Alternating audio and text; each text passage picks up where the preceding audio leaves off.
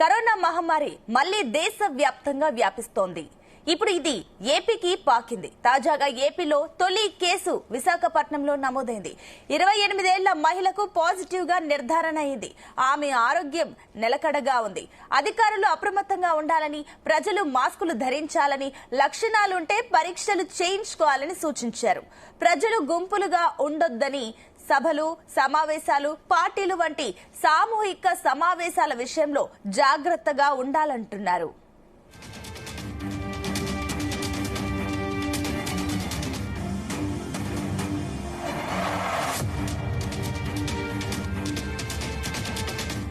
ఇదే అంశానికి సంబంధించి మరిన్ని డీటెయిల్స్ మా కరెస్పాండెంట్ శ్రీనివాస్ అందిస్తారు.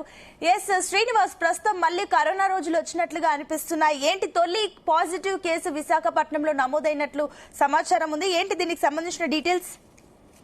Good morning Sunitha. ఏపీలో కరోనా తొలి పాజిటివ్ కేసు నమోదైందని చెప్పుకోవచ్చు. విశాఖకు చెందిన మదిలిపాలెంలో 28 ఏళ్ల మహిళకు కరోనా పాజిటివ్ గా కేజీహెచ్ వైద్యులు నిర్ధారించారు. ప్రస్తుతం వారం రోజుల పాటు ఆమెని ఐసోలేషన్ లో ఉండాలంటూ యువతకైతే సూచించడం జరిగింది. కరోనా పాజిటివ్ కేసు నమోదవడంతో అటు ప్రభుత్వంతో పాటు వైద్య అధికారులు కూడా సన్నద్ధమై ఉన్నారని చెప్పుకోవచ్చు. ప్రతి ఒక్కరూ మాస్కులు ధరించి బయట గుంపులుగా తిరగొద్దు అంటూ కూడా ఇప్పటికే ప్రజలకైతే సూచన చేయడం జరిగింది. కరోనా మహమ్మారి మళ్లీ దేశవ్యాప్తంగా వ్యాపిస్తుందని చెప్పుకోవచ్చు. ఇప్పుడు ప్రస్తుతం ఏపీకి కూడా తాకిందని చెప్పుకోవచ్చు. అయితే ఎవరైతే ఈ మహిళ ఉందో ఈ మహిళను ప్రస్తుతానికి అయితే ఐసోలేషన్ లో ఉంచడం జరిగింది. ఆమెకి పాజిటివ్ రావడంతో చుట్టుపక్కల ఇళ్లలో కూడా దాదాపుగా 200 మందికి పీసీఆర్ కూడా చేసినట్టు తెలియజేయడం జరిగింది. అయితే ఇప్పటికే విశాఖపట్నంలో కొన్ని ప్రాంతాల్లో ప్రతి చోట ఐసోలేషన్ లో దగ్గరలో ఉన్నటువంటి రోగులు ఎవరైనా ఉన్నారా అనే దానిపై ఇప్పటికే వైద్య అధికారులు అయితే పూర్తిగా సన్నాహాలు చేస్తున్నటువంటి పరిస్థితి. అయితే ఎవరికైనా దగ్గు ఉంటే కనుక తప్పకుండా కరోనా పాజిటివ్ చేయించుకోవాలని, కరోనా సంబంధించి టెస్టులు చేయించుకోవాలని ఇప్పుడే వైద్యులు అయితే చెప్పడం జరిగింది. అయితే కరోనా మహమ్మారి మళ్ళీ దేశవ్యాప్తంగా వ్యాపిస్తుందని ఇప్పటికే చెప్పుకోవచ్చు. ఇప్పుడు ఇది ఏపీకి కూడా తాకడంతో తాజాగా ఏపీలో తొలి కేసు విశాఖపట్నంలో నమోదైంది. 28 ఏళ్ల మహిళకు పాజిటివ్ గా నిర్ధారణ అయింది. ఆమె ఆరోగ్యం అయితే ప్రస్తుతానికి అయితే నిలకడగా ఉందని అధికారులు అయితే చెప్పడం జరిగింది. దీంతో అటు అధికారులు అప్రమత్తంగా ఉండాలని, ప్రజలు మాస్కులు ధరించాలని, లక్షణాలు ఉంటే పరీక్షలు తప్పనిసరిగా చేయించుకోవాలని అయితే ఇప్పటికే కేజీహెచ్ వైద్యులు అయితే సూచించడం జరిగింది. అయితే ప్రజలు గుంపులుగా తిరగొద్దని, సభలు, సమావేశాలకు అలానే పార్టీలకు కూడా కాస్త దూరంగా ఉండాలంటూ కూడా ఇప్పటికే వైద్య అధికారులు అయితే సూచిస్తున్నటువంటి పరిస్థితి. అయితే ప్రపంచవ్యాప్తంగా కరోనా కేసులు మరోసారి టెన్షన్ పెడుతున్నాయని చెప్పుకోవచ్చు. అయితే సింగపూర్, హాంకాంగ్, చైనాతో పాటు మరికొన్ని దేశాల్లో కేసులు పెద్ద సంఖ్యలో పెరుగుతూ ఉన్నాయి. అలానే భారత్ లో కూడా పాజిటివ్ కేసులు అయితే నమోదవుతూ వస్తూ ఉన్నాయి. అయితే ప్రస్తుతం తెలుగు రాష్ట్రాలకు కూడా కరోనా టెన్షన్ అయితే వెంటాడుతుందని చెప్పుకోవచ్చు. ఈ క్రమంలో ఏపీలో తొలి కరోనా కేసు నమోదైంది. విశాఖపట్నంలో మద్దిలపాలెం 28 ఏళ్ల మహిళకు కరోనా పాజిటివ్ గా తేలడంతో అటు విశాఖ ప్రజల్లో కాస్త గందరగోళం పరిస్థితి అయితే ఏర్పడుతున్నటువంటి పరిస్థితి. అయితే ముందుగా మలేరియా, డెంగ్యూ అని భావించి 4 రోజుల క్రితం ఎవరైతే ఈ మహిళ ఉందో ఆ మహిళకు వైద్య పరీక్షలు అయితే చేయడం జరిగింది. అలానే శాంపిల్స్ కూడా విశాఖ కేజీహెచ్ కి అయితే తరలించడం జరిగింది. అయితే ల్యాబ్ లో వచ్చినటువంటి రిపోర్ట్ ఆధారంగా ఆమె కరోనా పాజిటివ్ అని అయితే వైద్యులు నిర్ధారించారు. కోవిడ్ పాజిటివ్ గా నిర్ధారణ కావడంతో ఆమె ఆరోగ్యం అయితే నిలకడగా ఉందని వైద్యులు అయితే చెప్పడం జరిగింది. అయితే ప్రస్తుతానికి ఆమెని వారం రోజుల పాటు హోమ్ ఐసోలేషన్ లో ఉండాలని డాక్టర్లు అయితే సూచించారు. అయితే ఆమెతో పాటు కుటుంబ సభ్యులకు ఆర్టీపీసీఆర్ పరీక్షలు కూడా చేయడం జరిగింది. అయితే ఎవరికి కూడా కోవిడ్ పాజిటివ్ లేకపోవడంతో కాస్త వైద్యులు అయితే ఊపిరి తీసుకున్నటువంటి పరిస్థితి. అలానే చుట్టుపక్కల ఉన్న దాదాపుగా 200 మందికి ఆ చుట్టుపక్కల ఉన్నటువంటి ఎవరైతే ఈ మహిళ నివసిస్తుందో ఆమె ఎక్కడెక్కడ తిరిగింది ఏంటి అనేది ఇప్పటికే వైద్య అధికారులు అయితే వివరణ కోరడం జరిగింది. అయితే ఆమె ఎక్కడ కూడా బయట తిరగలేదు, కేవలం ఇంట్లోనే ఉంది. గత వారం రోజుల నుంచి కూడా ఆమెకి దగ్గు, జలుబు ఉండడంతో డయేరియా అనుకుని ముందు ఆమె కాస్త చుట్టుపక్కల మందులు వాడడం జరిగింది. అయితే ఆ చుట్టుపక్కల ఎక్కడైతే హాస్పిటల్కి వెళ్ళిందో అక్కడ ఉన్నటువంటి వారికి కూడా వైద్య పరీక్షలు అయితే చేయడం జరిగింది. అయితే వారందరికీ కోవిడ్ నెగిటివ్ రావడంతో కాస్త ప్రజలైతే తో పాటు వైద్య అధికారులు కూడా కాస్త ఊపిరి పీల్చుకున్నటువంటి పరిస్థితి. చుట్టుపక్కల అంతా కూడా శానిటైజ్ చేయడం జరిగింది. ఇప్పటికే జీవీఎంసీ అధికారులు కూడా అంతా ఇప్పటికే సన్నద్ధమై ఉన్నారు. ఏదైతే ఈ మహిళకు ఉన్న చుట్టుపక్కల ప్రదేశాలకు ఇప్పటికే అయితే శానిటైజ్ కూడా చేయడం జరిగింది. అయితే ఎవరో కూడా ఆందోళన చెందొద్దు, ఇది కేవలం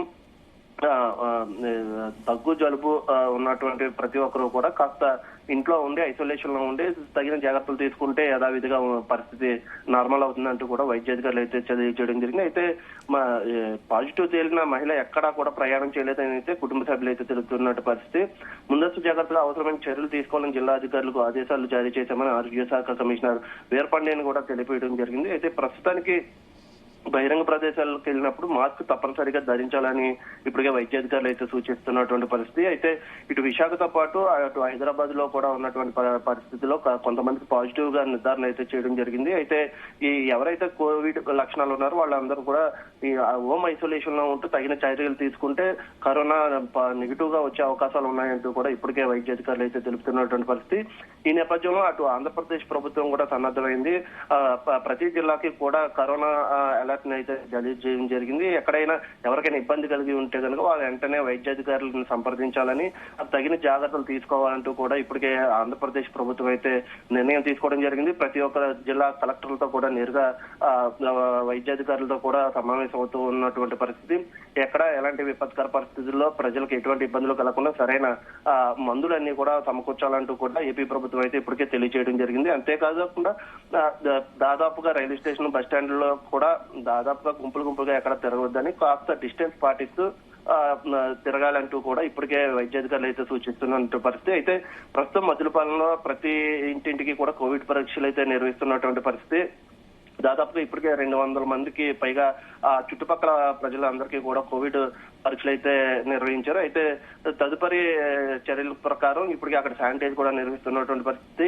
జీవీఎంసీ అధికారులు కూడా సిద్ధంగా ఉన్నామంటూ కూడా ఇప్పటికే తెలియజేస్తున్నటువంటి పరిస్థితి. ఎక్కడ కూడా ఎటువంటి పరిస్థితుల్లో కూడా ఇప్పటికే శానిటైజ్ అయితే ప్రతి వార్డులోని కూడా నిర్వహిస్తున్న పరిస్థితి. ఎక్కడ కూడా ప్రజలు ఇబ్బంది పడకుండా తగిన జాగ్రత్తలు తీసుకుంటే కోవిడ్ నియంత్రణలో ఉంటుందంటూ కూడా ప్రజలైతే సూచిస్తున్నటువంటి పరిస్థితి. సునీత, అయితే మరోపక్క చూసుకున్నట్లయితే అసలు ఆ మహిళకు, ఆ 28 ఏళ్ల మహిళకు ఎక్కడి నుంచి కరోనా పాజిటివ్ వచ్చింది? ఒకవేళ మీరు అన్నట్లుగా వారం నుంచి ఇంట్లోనే ఉంటే కనుక అంటే అది ఏ రకంగా తనకు సోకింది అనే విషయం పైన వైద్యులు ఏమైనా చెప్పారా? అయితే ఆమె గత వారం రోజుల నుంచి కూడా ఆమె ఎక్కడ బయట తిరగడం లేదు. అయితే ఆమెకి ఈ క్లైమేట్ చేంజ్ అయిన వాతావరణంలో కాస్త ఆమెకి జలుబు దగ్గు రావడంతో ఆమె ఇంట్లోనే మందులు వాడుతూ ఉంది. అయితే అది కాస్త కొంచెం తీవ్రతగా కనిపించడంతో పక్కనే ఉన్నటువంటి ఒక ప్రైవేట్ ఆసుపత్రిలో ఆమె చికిత్స పొందింది. అయితే అది అక్కడ ఉన్నటువంటి వైద్యులు దాన్ని కోవిడ్ గా ఉన్న సిమ్టమ్స్ కనిపించడంతో ఆమె యొక్క రిపోర్టులను కేజీహెచ్ సూపరింటెండెంట్ శివానంద్ అయితే పంపించడం జరిగింది. అయితే శివానంద్ క్షుణ్ణంగా పరిశీలించిన తర్వాత మళ్ళీ ఆమెని ల్యాబ్ టెస్ట్లకు రావాలంటూ కూడా కేజీహెచ్ లో పరీక్షలకు రావాలంటూ కూడా ఆ ప్రైవేట్ ఆసుపత్రి యాజమాన్యాన్ని అయితే కోరడం జరిగింది. అయితే తక్షణమే ఆమెని కేజీహెచ్ లో ఉన్నటువంటి ల్యాబ్ కు పంపించారు. ల్యాబ్ లో పంపించిన తర్వాత ఆమెకి రక్త పరీక్షలు అయితే నిర్వహించారు. నిర్వహించిన తర్వాత ఆమెకి ఉన్నటువంటి సిమ్టమ్స్ తో దాదాపుగా కోవిడ్ అని నిర్ధారించుకున్న తర్వాత ఆమెని హోమ్ ఐసోలేషన్ లో ఉండాలి వారం రోజుల పాటు. రిపోర్ట్ వచ్చిన తర్వాత ఆమెకి ఎటువంటి మందులు ఇవ్వాలి ఏంటి అనే దానిపై మేము తెలుపుతామంటూ కూడా ఆమె అయితే వారం రోజుల పాటు బయటకు రావద్దు అంటూ కూడా కేజీహెచ్ వైద్యులు శివానంద్ అయితే తెలపడం జరిగింది. అయితే ఈ నేపథ్యంలోనే ఆమె రిపోర్టు నిన్న రావడంతో కోవిడ్ పాజిటివ్ అని తేలింది. అయితే వెంటనే వారి కుటుంబ సభ్యులు కూడా కోవిడ్ పరీక్షలు అయితే చేయడం జరిగింది. ఆ కోవిడ్ పరీక్షలు చేసిన నేపథ్యంలో ఎవరికి కూడా అక్కడ మిగతా కుటుంబ సభ్యులు ఎవరైతే ఉన్నారో వారికి ఎవరికి కూడా అందరికీ నెగిటివ్ రావడం జరిగింది. దాంతో కాస్త ఒక వైద్య అధికారులు అయితే ఊపిరి పీల్చుకున్నారని చెప్పుకోవచ్చు.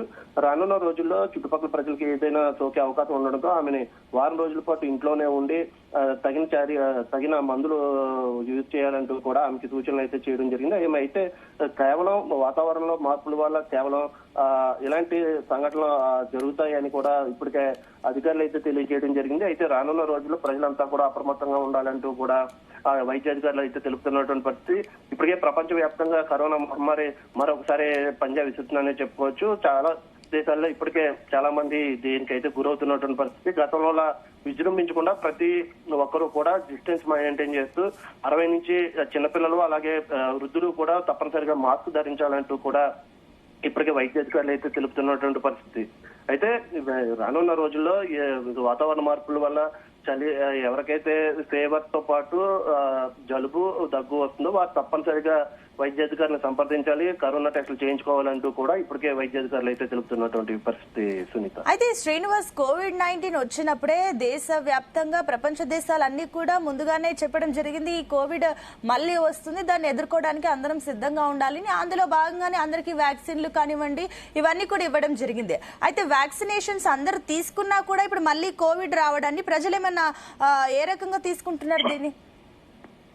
ప్రస్తుతానికి ఒక ఇండియాలోనే కాదు ప్రపంచ దేశాల అన్నిటిలో కూడా కరోనా మళ్ళీ మొదలైంది. అయితే కోవిడ్ వ్యాక్సిన్స్ చాలా మంది తీసుకున్నప్పటికీ కూడా ఇమ్యూనిటీ పవర్ లేకపోవడంతో కొంతమందిలో ఎవరైతే వయోవృద్ధులు ఉన్నారో వృద్ధులతో పాటు చిన్నపిల్లల్లో ఇమ్యూనిటీ తక్కువగా ఉంటుంది. దీనివల్ల సాధారణ జలుబు దగ్గు కూడా వచ్చినా కూడా అది కోవిడ్ సంకేతాలను అయితే చూపిస్తున్నట్టు వైద్య అధికారులు అయితే తెలుపుతున్నటువంటి పరిస్థితి.